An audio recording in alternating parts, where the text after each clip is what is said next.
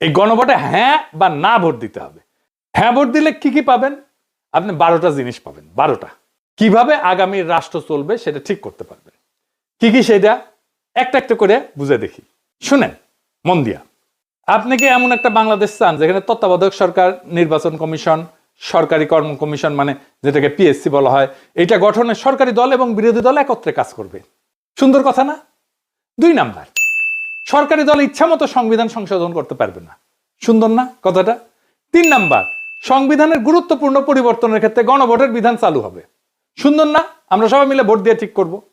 4 number, বিরোধী দল থেকে ডেপুটি স্পিকার এবং গুরুত্বপূর্ণ সংসদীয় কমিটি সমূহের সভাপতি নির্বাচিত হবেন বিরোধী দল থেকে। সুন্দর না? যত মেয়াদি হোক কেউ সর্বোচ্চ 10 বছরের বেশি প্রধানমন্ত্রী থাকতে পারবে না। সংসদের নারীর প্রতিনিধিত্ব পর্যায়ক্রমে বাড়বে। ক্ষমতার ভারসাম্য প্রতিষ্ঠার জন্য পার্লামেন্টে একটা উচ্চ কক্ষ গঠিত হবে। দেশের বিচার ব্যবস্থা স্বাধীনভাবে কাজ করবে। সুন্দর কথা না? আপনার মৌলিক অধিকারের সংখ্যা বাড়বে। কি রকম একটা মৌলিক অধিকার হইতেছে ইন্টারনেট সেবা কখনো বন্ধ করা যাবে না, এটাকে মৌলিক অধিকার হিসেবে ঘোষণা দিবে। তার হাসিনা এটা বন্ধ করে দিছিল। দণ্ডপ্রাপ্ত অপরাধীকে রাষ্ট্রপতি ইচ্ছা মতো ক্ষমা করতে পারবে না।